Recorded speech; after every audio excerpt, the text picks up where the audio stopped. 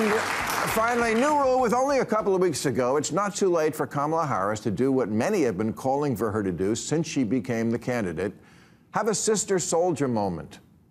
And if you weren't around in 1992, let me tell you what a Sister Souljah moment means. It's when you earn cred with the middle-of-the-road voters by standing up to an extremist in your own coalition. For Bill Clinton in 1992, that was a notorious rapper. No, not him. No, Sister Souljah, whose music is not much remembered, but her words are. After the LA riots in '92, she said, "If there are any good white people, I haven't met them." Now, in fairness, she had just come out of Williams-Sonoma.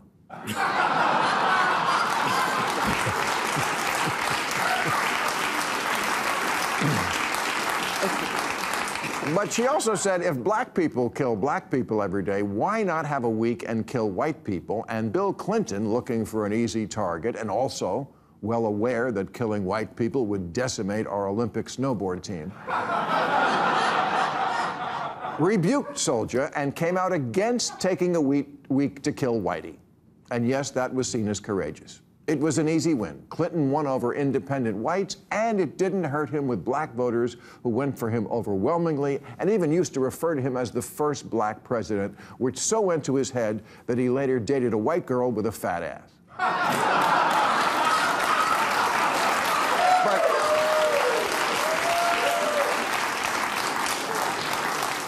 But that's a different history lesson. The lesson for today is that the last two successful two-term Democratic presidents both had Sister Souljah moments. Oh, yes, Obama had one, too. In 2008, Republicans thought they had him beat when the man who was Obama's reverend in Chicago claimed the government purposefully engineered AIDS to kill minorities and spoke the words, "Goddamn America." And that is the kind of "this place sucks" rhetoric you're only allowed to use if you're a Republican.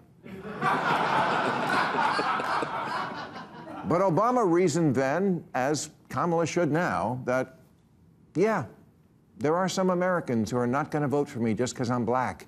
And while I can still win without them, I can't win if I lose the person who will vote for a black president but is kind of looking for a reason not to. So he made an amazing speech about race and called Reverend Wright's words a bunch of rants that aren't grounded in truth. He said Wright expressed a profoundly distorted view of this country, a view that sees white racism as endemic and that elevates what is wrong with America above all that we know is right with America. And he won big. Now, Kamala could make her own Reverend Wright speech and ask all white Americans to please understand, as much as you can, how much in 2020 the sight of a black man being slowly murdered with a white cop's knee on his neck would affect you if that was the history of your race. I think most Americans would be sympathetic. And then admit that in 2020, the left got a little carried away. Carried away, like most of the merch at this shoe store. Get it, carried away?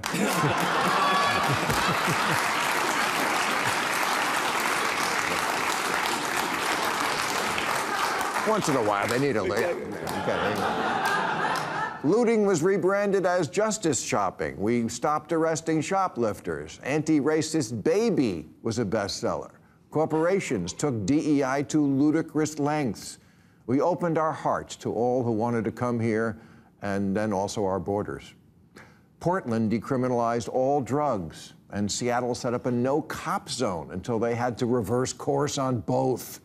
Standardized testing was dropped until schools saw how dumb that was. And yet, the head of the teachers union in Chicago still maintains that testing is, quote, junk science rooted in white supremacy. And her union tweeted during COVID, when many Americans felt we could have gotten back to normal sooner, that the push to reopen schools is rooted in sexism, racism, and misogyny. No, it was rooted in reading, writing, and arithmetic.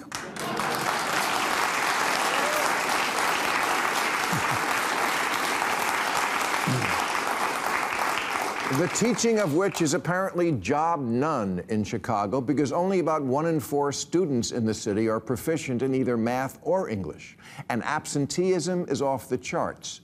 The teachers there want a raise now, and look, I'm always all for all teachers always getting a raise everywhere. I hate kids. I can't imagine being around them all day.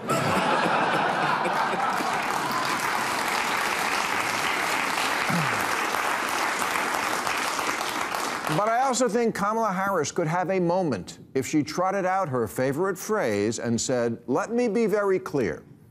Our schools need to do better.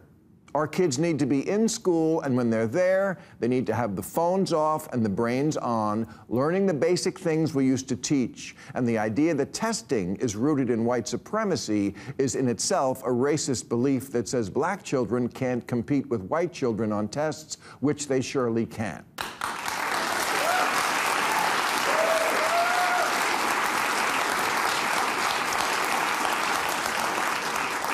That line will get you an applause break from all sides. When Kamala says, we're not going back, the undecided voter thinks, no, I don't want to get on the short bus back to Trump Town. But I also don't want to go back to 2020. Please, God, don't make me sit through another one of those corporate mandated sensitivity training sessions.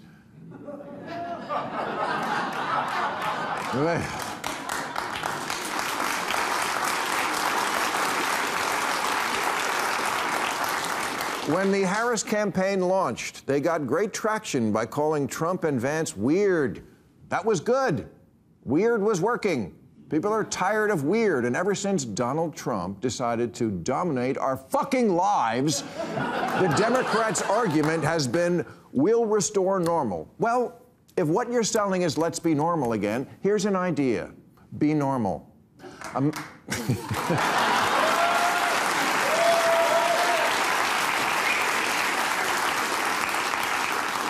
America doesn't need a revolution. It needs fixing.